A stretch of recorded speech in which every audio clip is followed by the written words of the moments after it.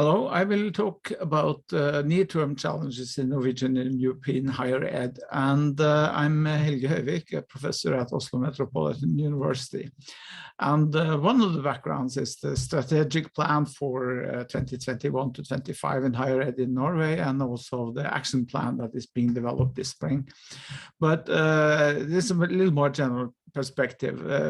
When we consider university as a system of systems, and particularly a systems of text, that is my perspective, and along with all these other things here. One starting point is to look back in time. The universities are 1,000 years old in Europe. And then we have what is called the Gutenberg parenthesis from around 1600 with the introduction of print on paper and 400 years. And what we will see now is that both the printing modes of communication and the print modes of communication sort of converge in the new modes of communication that we see after year 2000. And one of the forms are the online teaching and learning materials, the MOOCs, etc. This is from the system I'm running, and also with the mobility involved.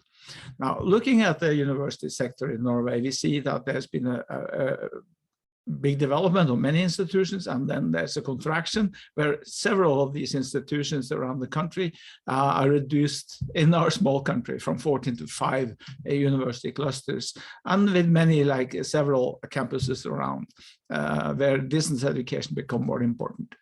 And then let's look a bit closer at the last 50 years, where we have going even further back to the World War II and the 1960s with the Plato system and instructional design, which is an engineering approach to teaching and learning, but then countered by computer-supported collaborative work and computer-supported collaborative learning, inspired by constructivist ways of thinking, Vygotsky, sono-proximal development, and so on and so forth. And then the technical developments that was spearheaded by Amazon Web Services around 2006-07, and then extended to many players like Google Cloud and Microsoft Azure, Alibaba Cloud, etc. And then we have these 10 years when that was in place, and then we are asking ourselves, what is going to happen in the next 8 to 10 years? We should take into account the COVID closure in Europe and in large part of the world that put the system under a stress test for 2 years, which we are now sort of concluding and analyzing what was happening there.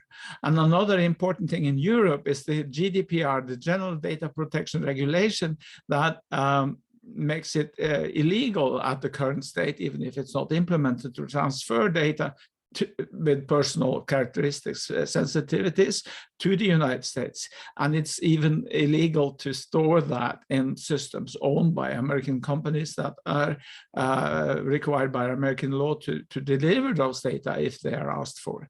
That might sort of strongly impact the consequences of software as a service in Europe in the coming years. Now, having said that as a background, I would like to point out 3 dimensions of various importance, namely the which is well known, the dimensions synchronous and asynchronous education, and also location and delocated studies, the relationship between theoretical and practical, and the operational and design question of degrees and how they are organized, with the degree as such and the micro degree as smaller units of certification.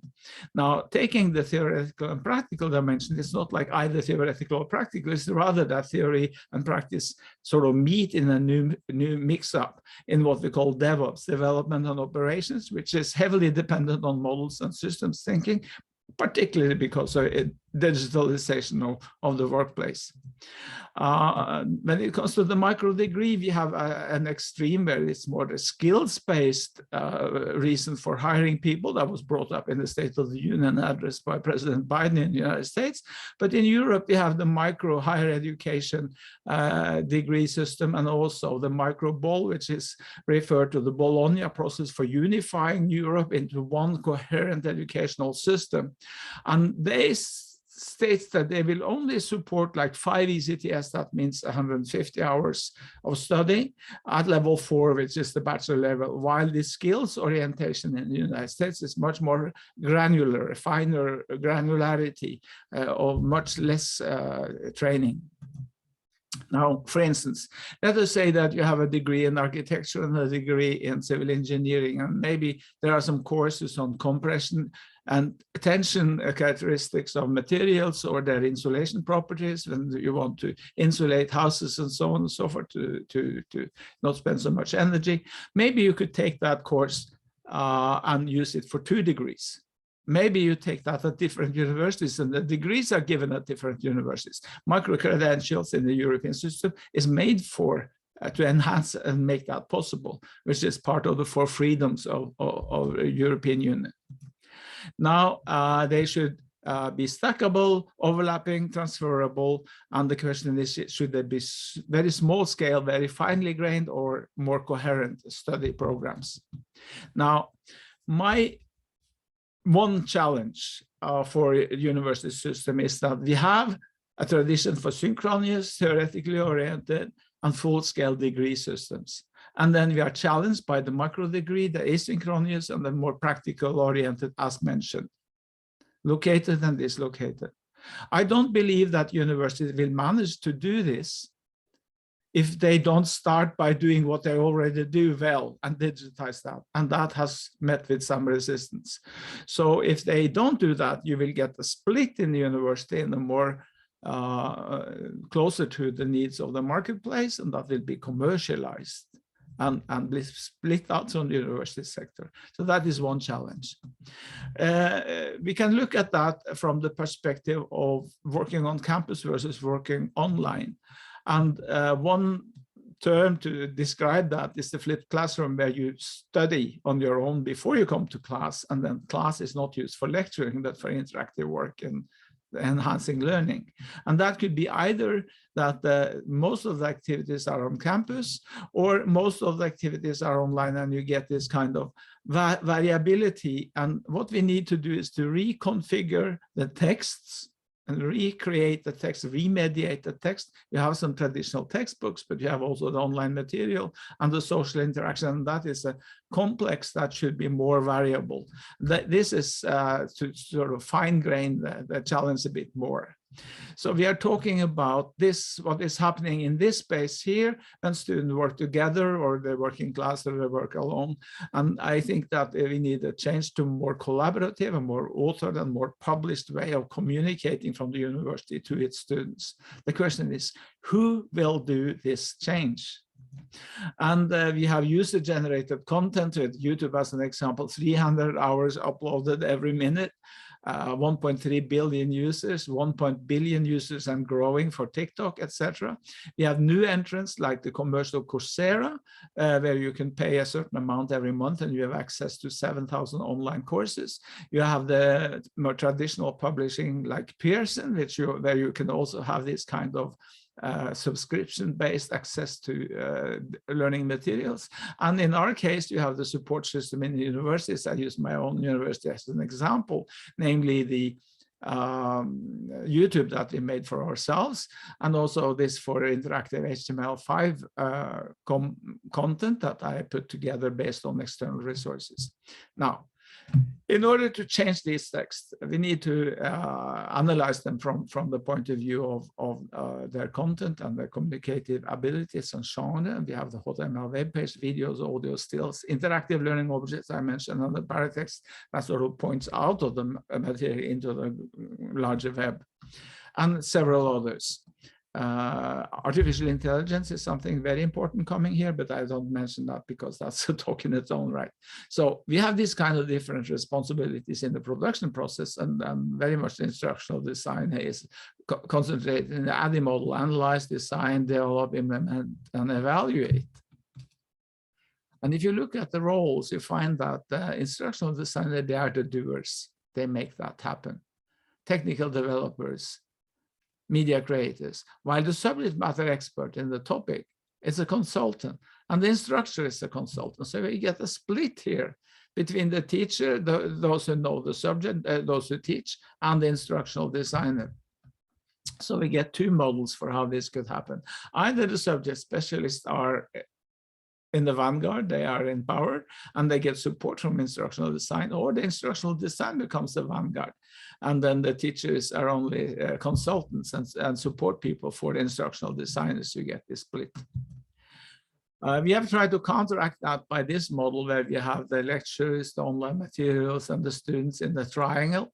And here is the document with partly presentation material and partly interaction material. And interaction material is particularly important in addition to what I already mentioned, namely that you can use the power of the computer to create, in combination with a deep understanding of the learning process and the content matter. That's why the content specialists are so important, to create feedback systems, initially programmed by hand, eventually also supported by AI. Let me take an example. Let's say we give the students a question like, can you find a list of other paintings from the same painter? What is the leitmotif? What is the underlying influence behind these paintings? No more information. So the student will have to look up leitmotif. He has to use the reverse image search to find many other paintings by the same painter, and then find the material to write about that, and then give the feedback that might be full text. It might also be more structured text. But in this case, you cannot just read. If you don't input that kind of information in the learning management material, you talk about painting in general, but don't be specifics, then the student is forced to do a bit of thinking on their own. That is what I would call synthetic interactivity, not analytic, where you can just deduce what you should answer from the previous material. Now, we also need a system where we build support for this. In our case, we have OpenEdX. It was originally developed in the US, but then the French national system, the France Université Numérique, they have sort of made a new system supporting that based on Docker in the tutor. And this is what we're using for a localized servers for this, but it can also be nationalized or global. And then we have another lot of other support systems like H5P for HTML5, which is the Norwegian company Jubel, but that's been picked up by a German company, Lumi, that has sort of made it simpler to use. And this is open source material. Everything here is open source. So we can see here a horizontal integration of providers, partly by university sector and partly by private open source companies. Now, if we look at the teacher duties in the traditional system, I don't spend time going through all these points, but it's delivering lecture, taking care of students, course design, etc. And if we look closer at that and see what is going to change when we have this new demands on how to create material, we will find that, well, more than half in terms of hours and almost half of the assignments or duties of a teacher change towards the editorial, authoring, recording, and publishing. So to summarize, my main question is not how to do this, because we know quite a bit on how to do it. But this should be developed, of course, but by whom? Who will do it? Is it the teacher, or is it the instructional designer? Is the public university sector, or is it the private companies? This is what is the challenge here. We have two tendencies. One is instructional design, the other is computer-supported collaborative work with the space created by software as a service. We summarize the COVID pressure. We have the problem of personal privacy. We see that several countries in Europe, particularly, working together now, and there's a space for further development. And we need to find a new model for creating the materials with these three probable main attention areas that should be resolved. Thank you for your attention.